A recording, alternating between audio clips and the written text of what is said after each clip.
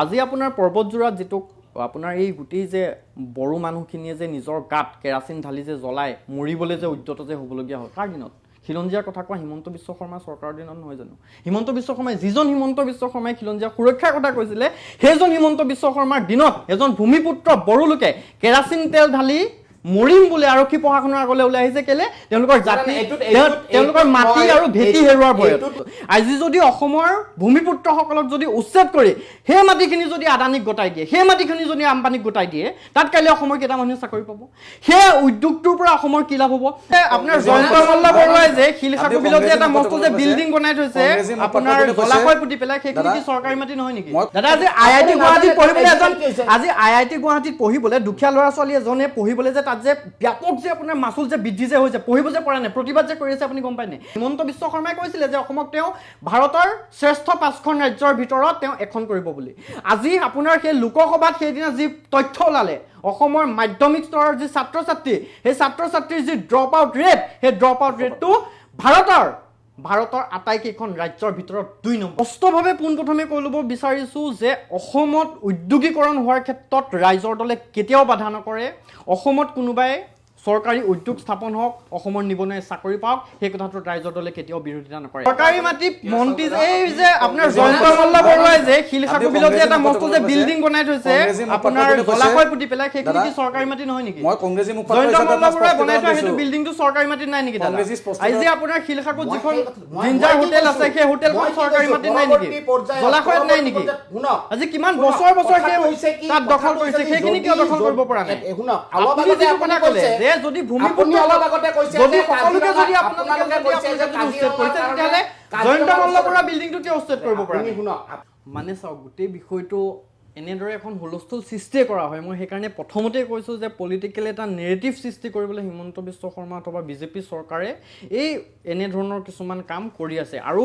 যদি প্ৰকৃততে তেওঁলোকৰ লক্ষ্য বা উদ্দেশ্য এইটো হ'লহেঁতেন যে অসমৰ মাটি প্ৰকৃততে বেদখলমুক্ত কৰিব লাগে অসমৰ বনাঞ্চলসমূহ প্ৰকৃততে আচলতে জনাঞ্চল নোহোৱা কৰিব লাগে যদি কোনোবা তাত মানুহ বসতি কৰি আছে তেওঁলোকক তাৰ পৰা উচ্ছেদ কৰিব লাগে চৰকাৰৰ যদি প্ৰকৃত বুলি কৈছো মই চৰকাৰ যদি প্ৰকৃত লক্ষ্যৰ উদ্দেশ্য হেতু হ'লতেন চৰকাৰ আসলতে এই পলিটিক্যাল নেৰেটিভ বিলাক সৃষ্টি কৰাৰ তেওঁলোকে কোনো কাৰণ নাছিলে কিন্তু তেওঁলোকে কৰিছে কাৰণ তেওঁলোক ৰাজনৈতিকভাৱে আসলতে এই বস্তুটোৰ দ্বাৰা লাভালাভ হ'ব লাগিব এতিয়া মই ডাটাবেস কেইটামান কথা মই আপোনালোকৰ আগত ক'বলৈ বিচাৰিছো এই যে আসলতে গোটেই উচ্ছেদৰ কথাটো যে চলি আছে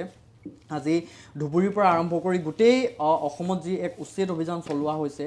আজি যিদৰে ক'বলৈ বিচৰা হৈছে যে আদানী আম্বানীক আসলতে অসমৰ মাটি গটাই দিয়া হ'ব এটা কথা মই স্পষ্টভাৱে পোনপ্ৰথমে কৈ ল'ব বিচাৰিছো যে অসমত উদ্যোগীকৰণ হোৱাৰ ক্ষেত্ৰত ৰাইজৰ দলে কেতিয়াও বাধা নকৰে অসমত কোনোবাই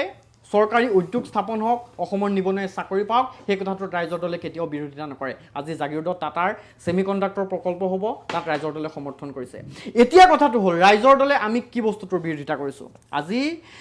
জিএসআই আপোনাৰ জিএসআই এটা report geological potential North East India এই ৰিপৰ্টটো যদি কোনোবাই 63 পেজৰ এটা ৰিপৰ্ট হয় এই ৰিপৰ্টটো যদি কোনোবাই সম্পূৰ্ণকৈ পঢ়িছে তেতিয়াহ'লে আসলতে গম পাব যে এই উচ্ছেদ বিলাকৰ আৰত আসলতে কোন ৰিপৰ্ট এটো আজি আপোনাৰ এটো GSI report geological survey of ইণ্ডিয়াৰ 63 পেজৰ এটা ৰিপৰ্ট যেটো তেওঁলোকে geological potential of North East India বুলি সাবমিট কৰিছে মিনিষ্ট্ৰী অফ তেওঁলোকে আপোনাৰ হোম মিনিষ্ট্ৰীত তেওঁলোকে এটো সাবমিট কৰিছে এতিয়া কথাটো হ'ল এই ৰিপৰ্টটোৰ ভিতৰত কি কথা আছে সেই কথাকিটা আটাইতকৈ ইম্পৰ্টেন্ট আমি সকলোৱে জানো যে গোটেই নৰ্থ ইষ্টত আসলতে বিপুল পৰিমাণৰ খনিজ দ্ৰব্য আছে আজি সোণশিল কক গ্ৰেফাইট কক বা কয়লাৰ কথা কক এনেকুৱা বিভিন্ন ধৰণৰ আসলতে খনিজ দ্ৰব্য আছে আজি এই খনিজ দ্ৰব্যসমূহৰ ওপৰত আদানী আৰু আম্বানীৰ চকু পৰিছে আৰু আদানী আৰু আম্বানীৰ যে চকু পৰিছে সেই চকু পৰিছে আৰু চকু পৰি আসলতে এই আদানী আৰু আম্বানীক এই মাটিসমূহ গতাই দিবৰ কাৰণে আসলতে চৰকাৰে এফালে তেওঁলোকে উচ্ছেদ কৰিছে এই জনজাতিসমূহক যে জনজাতি কাৰ্বি আপোনাৰ পৰ্বতজোৰা যিসমূহ জনজাতি মানুহক যে উচ্ছেদ কৰিবলৈ গৈছিলে তাত নিশ্চয় এটা তাপবিদ্যুৎ প্ৰকল্প নে সৌৰশক্তি প্ৰকল্প হেতু আদানীৰে আম্বানীয়ে বনোৱাৰ কথা আছিলে এতিয়া কথাটো হ'ল মই কৈছো যে আমি উদ্যোগীকৰণৰ বিৰোধিতা নকৰো কিন্তু এটা কথাটো হ'ল যে এই যে আপোনাৰ যিসমূহ অসমৰ খনিজ দ্ৰব্য উলিয়াই লৈ যাব এই যে প্ৰাইভেটাইজেশ্যনৰ ফালে যে লৈ যোৱা হৈছে ব্যক্তি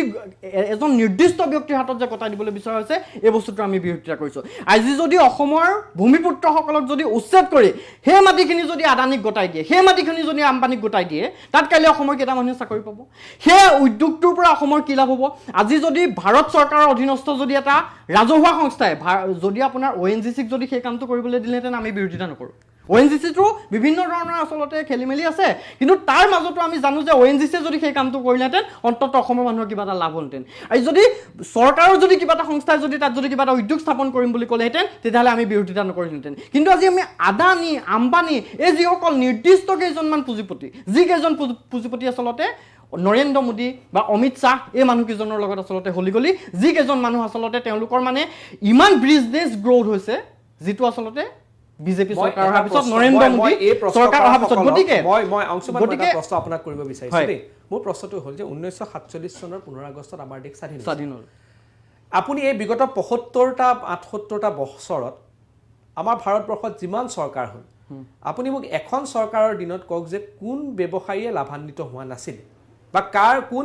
কোনজন ব্যৱসায়ী নেহেৰুৰ যুগতে হওক গান্ধীৰ যুগতে হওক নৰসিংহ ৰাওৰ যুগতে হওক কোন ব্যৱসায়ী কেতিয়া নাছিল বোলে এনেকুৱা হৈছে 2014ৰ পিছতহে আহিছে ব্যৱসায়ীসকল তাৰ আগত নাছিল নেকি নাই এক্সেক্টলি ব্যৱসায়টো ব্যৱসায়ীয়ে কৰিব ব্যৱসায়টো ব্যৱসায়ী ধীৰুভাই আম্বানীয়ে কৰিছিল ঠিকে আছে নেহেৰুৰ যুগৰ পৰা মই স্বাধীনোত্তৰ কালত বিগত 78 বছৰত কোন ব্যৱসায়ীৰ দিনত হোৱা নাছিলে কোনখন চৰকাৰৰ দিনত ব্যৱসায়ী নাছিলে ব্যৱসায় সকলো চৰকাৰৰ দিনতে আছিলে দীক্ষিতা কিন্তু কথাটো হ'ল যে এই আদানী বা আম্বানী আজি আপোনাৰ আম্বানীৰ যিটো গুজৰাটৰ পোৰ্ট আদানীৰ যিটো গুজৰাটৰ পোৰ্ট সেই গুজৰাটৰ পোৰ্টটোত কি হয় তাত যে ড্ৰাগছ যে ধৰা পৰে ড্ৰাগছ ধৰা পৰাৰ পিছত যে আচলতে তাত যে সেই গোটেই কথাবিলাক বতৰাবিলাক যে আপোনাৰ মিডিয়াৰ মাজৰ পৰা যে অঁতৰাই যে দিয়া হয় এই যে আদানী বা আম্বানীক যে হাজাৰ হাজাৰ কোটি টকা যে আচলতে তেওঁলোকে টেক্স ফ্ৰী যে কৰি দিয়ে গম পাইছেনে বস্তুটো কিন্তু সাধাৰণ কৃষক এজন বা সাধাৰণ এজন ব্যৱসায়ী সাধাৰণ এজন ব্যৱসায়ীক আচলতে চৰকাৰে সুবিধা কৰি দিয়া নহয় বিজয় মালিয়া আছিলে ঠিকে আছে বিজয় মালিয়াই গোটেইখিনি কাম কৰিলে কাম কৰি পেলাই তেওঁ যে পলাই গ'ল না ঠিক আছে মোৰ প্ৰশ্নটো হ'ল যে এতিয়া ব্যৱসায় আপুনি কেনেকৈ বন্ধ কৰিব ব্যৱসায় বন্ধ কৰিব নালাগে মই কোৱা নাই যে ব্যৱসায় বন্ধ কৰিব লাগে বুলি আজি আদানী বা আম্বানীও ব্যৱসায় কৰাৰ অধিকাৰ আছে আদানী বা আম্বানীও ব্যৱহাৰ কৰে কিন্তু কথাটো হ'ল যে কি ৰাজহুৱা খণ্ডৰ উদ্যোগবিলাক ধ্বংস কৰি যে ব্যক্তিগত খণ্ডৰ হাতত যে কথাটো পোৱা হৈছে এই কথাটোহে আমি বিৰোধিতা কৰিছোঁ আদানী আম্বানীয়ে যদি কথা জাগিৰোডৰ টাটা ছেমিকণ্ডাক্টৰ প্ৰকল্পত আপুনি কেনেদৰে অসমৰ মানুহে চাকৰি পাব বুলি কয় আজি পাব ফ'ৰ্থ গ্ৰেডৰ চাকৰি কেতিয়া আদানীকে স্কিল আছে তাতে পাব তাকেতো আপোনাৰ তাত ঠিকে আছে স্কিলৰ কাৰণে অসমৰ ব্যৱস্থা আছে নে আন্দোলন কৰাৰ কাৰণে নাই সেইটো ভুল কথা কৈছে আজি টাটাৰ যিটো প্ৰকল্প এমচিএ কৰি আছে আপুনি যদি মেকানিকেল ইঞ্জিনিয়াৰ হয় আপুনি যদি ইঞ্জিনিয়াৰ সেক্টৰৰ মানুহ হয় ফাইনান্সিয়েল সেক্টৰৰ মানুহ হয় তো আপুনি তাতেই পাব দাদা আজি আইআইটি গুৱাহাটীত পঢ়িবলৈ আজি আইআইটি গুৱাহাটীত পঢ়িবলৈ দুখীয়া ল'ৰা ছোৱালী এজনে পঢ়িবলৈ যে তাত যে ব্যাপক যে আপোনাৰ মাচুল যে বৃদ্ধি যে হৈছে পঢ়িব যে পৰা নাই প্ৰতিবাদ যে কৰি আছে আপুনি গম পায় নাই সেই স্কিলৰ কথাটো কৈছোঁ সেই স্কিল হ'ব পৰাকে এজন আচলতে টাটাৰ ছেমিকণ্ডাক্টৰ প্ৰকল্পত চাকৰি কৰিব পৰাকে অসমৰ এজন নিবনুৱাক যোগ্য কৰি তুলিব পৰাকে পৰিৱেশটো চৰকাৰে কিয় আন্দোলন নহয় সকলো কথা হ'ব নোৱাৰে সকলো কথা আপোনালোকে আন্দোলনৰ ফালে লৈ গ'লে জাগিৰোডৰ যোনটো জাগিৰোডৰ ছেমিকণ্ডাক্টৰ প্ৰকল্পত থলুৱা মানুহ 70% থলুৱা মানুহ চাকৰি হ'ব যদিহে যোগ্যতা আছে ঠিক আছে যোগ্যতাটো আপুনি চৰকাৰৰ ওপৰত আদানী আম্বানী যোগ্যতাৰ কাৰণে আজি অসমৰ পৰা কিমানজন মানুহ বাহিৰত ট্ৰেইন কৰিবলৈ পঠিয়াইছে আপুনি কৈ দিয়ক আপোনালোকৰ গম পাইছে যোগ্যতাৰ কাৰণে এতিয়া চৰকাৰে দায়ী হ'ব নেকি আপুনি আপোনাৰ চৰকাৰে আন্দোলন কৰিব তাৰ কাৰণে চৰকাৰ দায়ী আপোনাৰ চৰকাৰে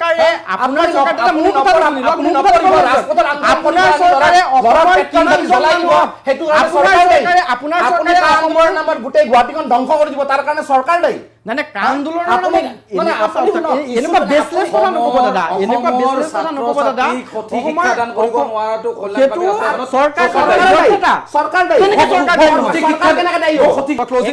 দাদাই কৈছিল যে আজি চৰকাৰ যদি কোনোবাই যদি আপোনাৰ যোগ্য হৈ উঠিব পৰা নাই তেতিয়াহ'লে চৰকাৰখন দায়ী নেকি অবভিয়াছলি চৰকাৰ দায়ী কিয় দায়ী মই আজি আপোনাক কৈ আছোঁ আজি অসমৰ মাধ্যমিক স্তৰৰ ছাত্ৰ ছাত্ৰী হিমন্ত বিশ্ব শৰ্মাই কৈছিলে যে অসমক তেওঁ ভাৰতৰ শ্ৰেষ্ঠ 5খন ৰাজ্যৰ ভিতৰত তেওঁ এখন কৰিব বুলি আজি আপোনাৰ সেই লোকসভাত সেইদিনা যি তথ্য ওলালে অসমৰ মাধ্যমিক স্তৰৰ যি ছাত্ৰ ছাত্ৰী সেই ছাত্ৰ ছাত্ৰীৰ যি ড্ৰপ আউট ৰেট সেই ড্ৰপ আউট ৰেটটো ভাৰতৰ আটাইকেইখন ৰাজ্যৰ ভিতৰত 2 নম্বৰত আটাইতকৈ মাধ্যমিক স্তৰৰ বেছি ছাত্ৰ ছাত্ৰীয়ে যদি স্কুল এৰিবলগীয়া হৈছে তেতিয়াহ'লে অসমত কিয় সেইটো কাৰণে চৰকাৰ দায়ী হ'বনে নহয় সেইটো কাৰণে এই যে আজি যে আপোনালোকে যে